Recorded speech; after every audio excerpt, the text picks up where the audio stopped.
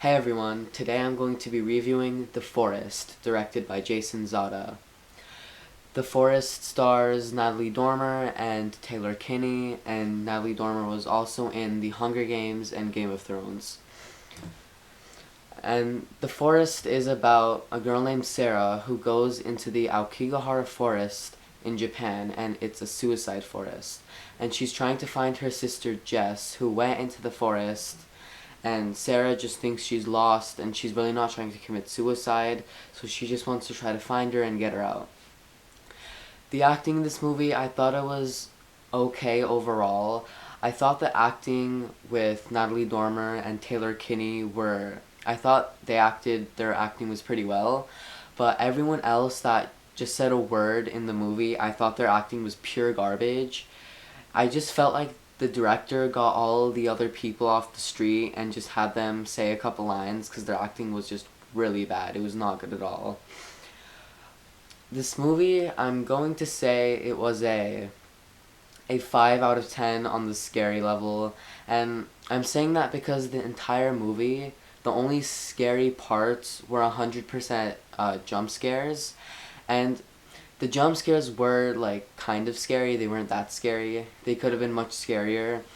Um, but the jump scares just weren't that good in general. I mean, they just really weren't that scary. There were only like 5 jump scares in the entire movie, which I thought was pretty stupid. I really felt like the director tried making the movie a horror movie, but I thought the movie was more of a thriller. I don't think it was really a horror, and I feel like the director just tried to make it a horror movie, but it kind of failed, and it didn't really work out.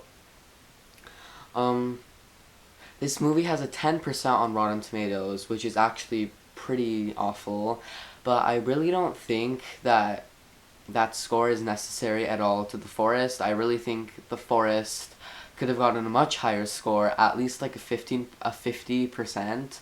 I think the people that give the reviews on Rotten Tomatoes are just way too they just give ratings to movies way too harshly, and especially with horror movies. Rotten Tomato Most horror movies have like an average of 50%, which I think is kind of stupid. There are horror movies that do not deserve grades that low, such as The Forest and other movies that I've watched. Um, but now getting into more of the spoilers in the movie.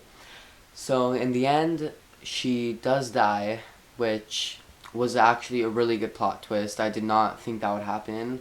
Um, so she died by cutting herself, like in her wrist with her knife, and the forest was making her see things. And one of the things that she saw, there were maggots inside her wrist, and she got the knife and she tried like poking at them and cutting them to try to kill them, but they weren't really there. She was just cutting her skin. And there was another scene where this old guy grabbed her wrist and started pulling at her, and she started stabbing at the hand to try to get it off, but she was really just stabbing at herself, which I thought was really creepy. I thought that was actually a really scary scene. It was it scared me psychologically, um, because she didn't even know like she was doing it to herself. She didn't feel it. She thought she wasn't doing anything wrong. And I think Natalie Dormer's character Sarah, I thought she was just the typical cliche stupid blonde girl that did really dumb stuff that could have killed her. It wasn't like she was still cliche in The Forest, but in other movies it was much more cliche and they were much more dumb. But like there were some scenes she just ran into the forest. There was one scene she thought she saw Jess, her sister, but and she's like, "Hey, wait, where are you going?" And she started running away. It's like, why would you run into the forest at night? And like, why would you think that would be your sister? Why would your own sister be running away from you? Like, it makes no sense. Um, but yeah, I just thought they kind of made her a stupid, cliche blonde girl. Um, Also, one of the things I didn't like about this movie was in the beginning of the movie she talked about how she had like this sound connection with her twin sister, and it was pretty much like if anything bad happened to her sister or if she was near death, the sound would go away, and then she just knew that there was something wrong with her. And I thought that was really stupid. I didn't really like that. It was kind of cheesy and corny. Um, at the end of the movie, when Jess gets out of the forest but Sarah is dead, she's like, I don't hear anything. It's silent. Like, that was really corny. That was just a really dumb scene. It was so stupid. Um, but before, during that scene when Jess was running away from Sarah, Jess thought it was just something else chasing her. She didn't know it was her sister. She thought it was in her imagination. But that scene was also like, it kind of,